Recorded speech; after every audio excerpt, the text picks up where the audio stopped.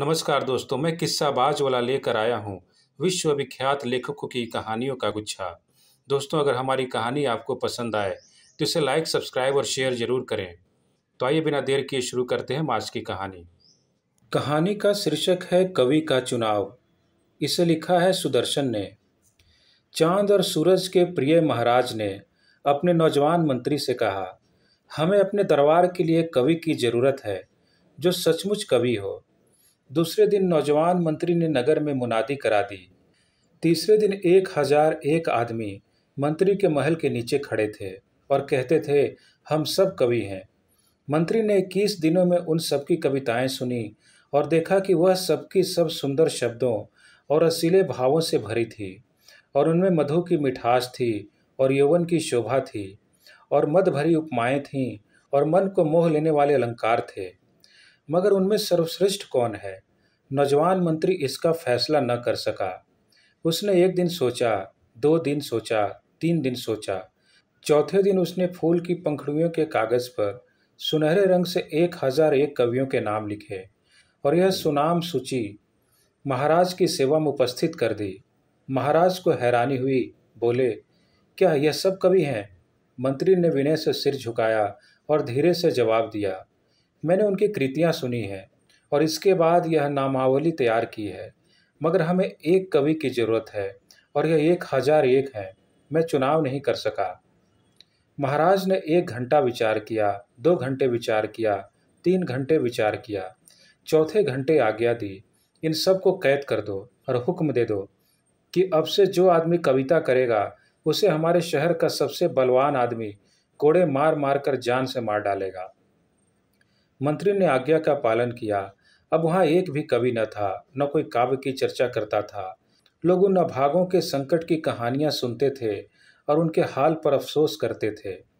6 महीने बाद महाराज 1000 कवियों के कैद खाने में गए और उन सब की तलाशी की आज्ञा दी, और 1001 कवियों में से 101 ऐसे निकले जिन्होंने बंदीगृह की कड़ी यातनाओं के बीच में रहते हुए भी रात के समय जाग जाकर पहरेदारों से छुपा छुपा कर कविता की थी, और यह न सोचा था कि अगर महाराज को उनके इस अपराध का पता लग गया तो उनका क्रोध जाग उठेगा और उस राज का सबसे बलवान आदमी उन्हें कोड़े मार मार कर जान से मार डालेगा। महाराज ने अपने मंत्री से कहा, तुमने देखा, यह 900 आदमी कवि न थे, नाम के भूखे थे। इनको 6 महीने की तनख्वाह देकर विदा कर दो। और यह 101 आदमी किसी हद तक कवि हैं। इनको रहने के लिए हमारा मोर महल दे दो और देखो इन्हें किसी तरह की तकलीफ न हो। मंत्री ने ऐसा ही किया।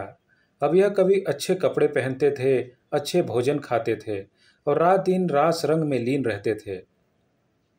लोग उनके ऐश आराम की कहानियां सुनते थे और अपने दुर्भाग्य पर ठंडी आहें भरते थे। 6 महीने बाद महाराज अपने मंत्री को साथ लेकर एक बार फिर 101 कवियों के मोर महल में गए और उन सबको अपने सामने बुलाकर बोले, तुमने बेपरवाही से 6 महीनों में क्या कुछ कहा है, हम सुनना चाहते हैं। 101 आरामदासों में से सिर्फ एक ऐसा था जिसने मोर महल की इंद्र सभाओं में कोई भाग न लिया था और अपने मन के उद्धारों को शब्दों में बांधता रहा था। दूसरे शराब पीते थे और झूमते थे। वह एकांत में बैठकर आप ही अपनी कविताएं पढ़ता था और आप ही खुश होता था, जैसे जंगल में मोर आप ही नाचता है और आप ही देखकर खुश होता है। चांद और सूरज के प्यारे महाराज ने अपने नौजवान मंत्री से कहा, यह 100 आदमी भी कवि न थे, आराम के भूखे थे। जब यह कैद थे, इनकी आंखें अपनी दुर्दशा पर होती थीं, और चूंकि उस वक्त इनका जीवन की बहारों से खाली था, इसलिए उन दिनों इन्हें अपना जीवन प्यारा न था। उस समय इन्होंने कविता की और उसमें अपने भाग्य के अंधेरे और अंधेरे के भाग्य का रोना रोया। मगर जब वे दिन बीत गए और जब वे काली घड़ियां गुजर गईं, तो इन्हें काव्य और कल्पना की कला भी भूल गई। यह दुख के दिनों के कवि हैं, सुख के समय के कलाकार नहीं। इनको धक्के देकर महल से निकाल दो। इसके बाद महाराज ने उस साधु स्वभाव बेपरवाह आदमी की तरफ इशारा करके कहा, यह सच्चा कवि है जिसके लिए दुख और सुख दोनों एक बराबर है। यह दुख की रात में भी कविता करता रहा है, यह सुख के प्रभात में भी कविता करता रहा है। यह मौत के काले रास्ते पर भी कविता करता है, यह जीवन की सुंदर घाटियों में भी कविता करता है। यह इसका स्वभाव है, यह इसका जीवन है। यह इसके बिना नहीं रह सकता। यह सच्चा कवि है। यह 1001 कंकरों में हीरा है। हमने इसे आज से अपना दरबारी कवि नियत किया। हम इसे मुंह मांगी तनख्वाह देंगे। इसका काम केवल इतना है कि हमें हर रोज दरबार में आकर एक दोहा सुना जाया करे। कवि ने दरबार में जाकर महाराज को एक दिन दोहा सुनाया, दूसरे दिन दोहा सुनाया, तीसरे दिन दोहा सुनाया, चौथे दिन लिख भेजा, मुझसे इस तरह की कविता नहीं हो सकती। मैं उधारों का कवि हूँ, किसी की मर्जी का गुलाम नहीं। नौजवान मंत्री ने कहा, यह आदमी कितना भागा है। मगर महाराज ने कहा, नहीं, यह भागा नहीं, यह कवि है। अगर आज तेरा पिता, तेरा पहला मंत्री जीता होता तो साहित्य मंदिर के इस पुजारी के पांव पकड़ लेता। यह आज़ाद है, यह आज़ादी की कविता करता है। जो गुलाम होगा वह गुलामी की कविता करेगा। यह आदमी दरबार में आए या ना आए, इसकी तनख्वाह हमेशा इसके घर पहुंचती रहे। ऐसे उच्च कोटि के कलाकार का भूखा रहना मेरे राज का सबसे बड़ा अपमान है। नौजवान मंत्री की आंखें खुल गईं। धन्यवाद।